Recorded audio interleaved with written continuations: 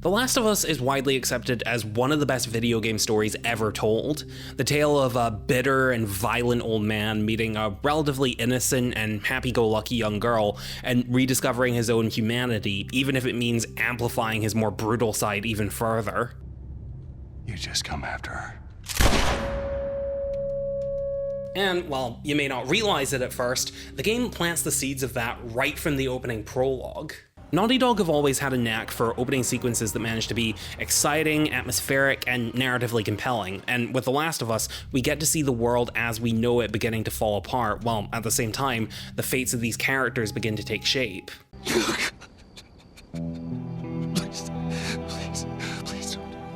The chapter first begins with Joel's daughter Sarah, who's seen sleeping only to be lightly woken up, which I'm sure won't make for any thematic juxtapositions later on. Joel walks in and we get to see him in a stressed and grumpy mood that we'll be seeing him in for a lot of the game, albeit over something a bit more mundane in this case. Tommy, listen to me. He is the contractor.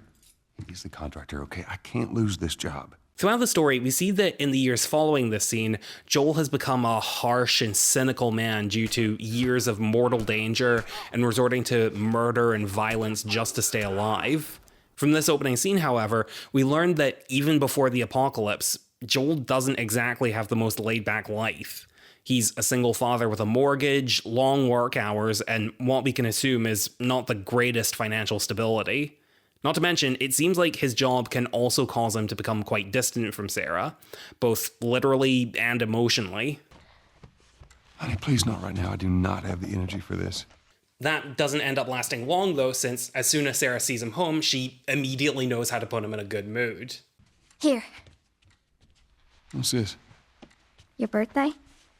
And from then on, he's relaxed, he's joking back and forth with her, and despite it being, as Joel put it, way past your bedtime, he's now seemingly content to just sit back and remember what he does all this for. And that baby girl. Now, I don't want to make any outlandish claims about the developer's intentions here, but have you ever considered that, just maybe, Joel's relationship with Sarah is meant to be a parallel to his later relationship with Ellie? Oh my god, you're a genius. Hard to believe, I know, but just indulge me here. This one tiny scene on the couch before the player's even given control acts as an accelerated version of Joel's entire character arc, and what we can expect from him later on. In that short space of time, we see Joel going from tense and emotionally closed off to comfortable and caring, much like what we see him go through with Ellie over a much longer period of time. Oh, baby girl. It's okay. It's okay. Oh. The scene then transitions to the middle of the night, where Sarah is woken up not by her loving dad who just needs some cheering up, but by her uncle Tommy, in a desperate panic to get Joel on the phone. I need to talk to your dad now. There's something... Uncle Tommy? At this point, the player is first given control as we see early signs that something is very seriously wrong. News reports of chaos in the streets, police cars speeding by, infrastructure being destroyed, and Joel, the big, burly, capable survivor that we were advertised we'd be playing as, nowhere to be seen. Instead, it's told from the perspective of this young, unimposing, vulnerable little girl. If there was ever a way to make the player feel defenseless, this would be it. Dad? There are also a few details in Joel and Sarah's house that might not mean much on your first playthrough, but end up creating a few parallels with Ellie later on. Some examples being Sarah's toy giraffe, alluding to the iconic scene from the chapter Pittsburgh. Can't deny the view, though. And a PlayStation 3 in the living room, which was the style at the time, along with a copy of The Turning, the video game that Ellie was so fascinated by in the chapter Billstown and the DLC Left Behind. That last one is especially worth mentioning due to a comment that Joel makes. I was never a big fan of these things.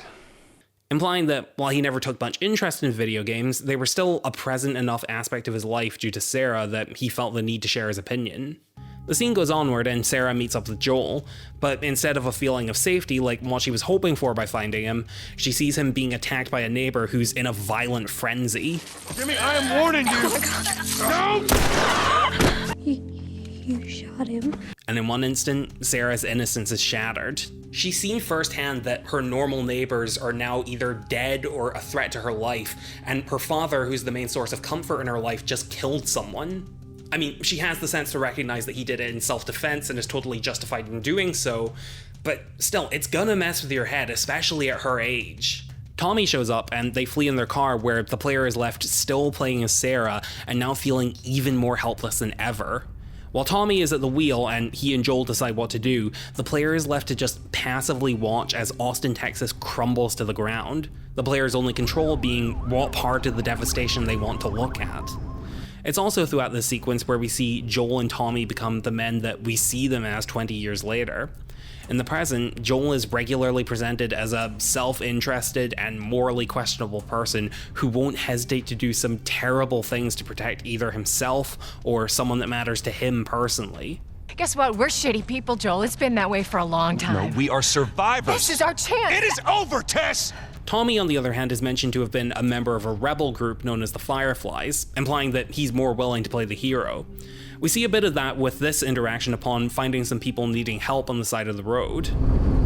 Let's see what they need. What do you think you're doing? Keep driving. I got a kid, Joel. So do we. But we have room. Keep driving, Tommy.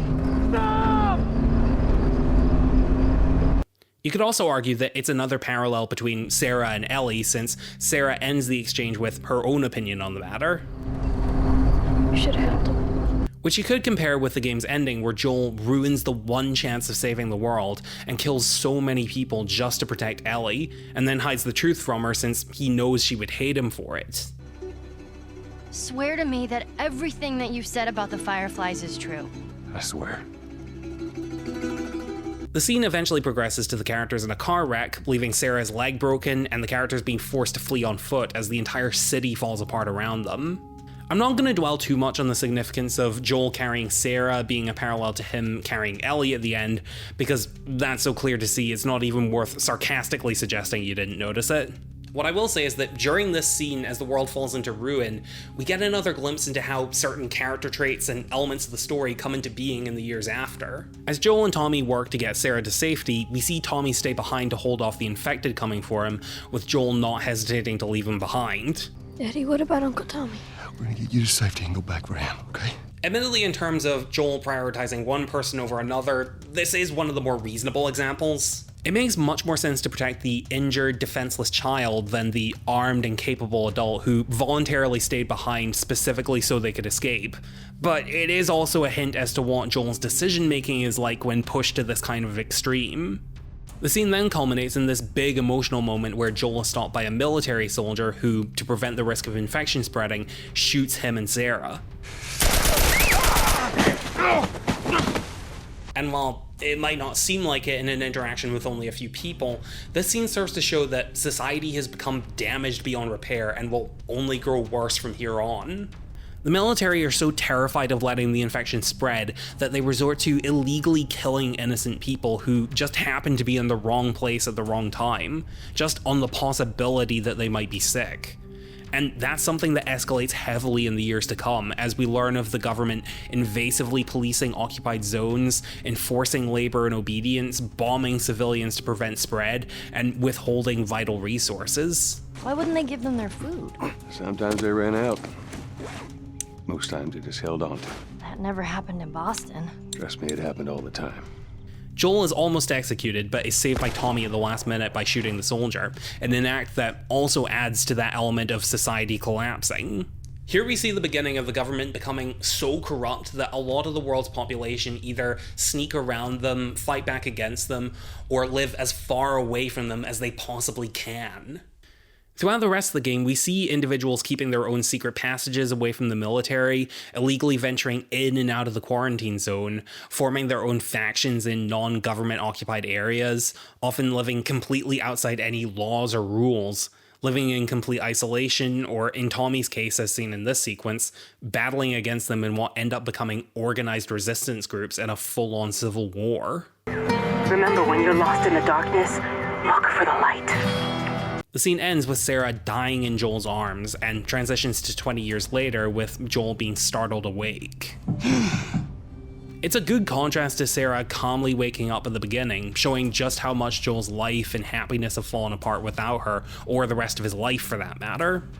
The fact that Joel waking up is used to transition between these two scenes also indicates that he was remembering that night in the form of a nightmare, letting the audience know that even decades later, it's still something that he regularly thinks about, something that gets even more confirmation later on. You mumble in your sleep. I hate bad dreams. Yeah, me too.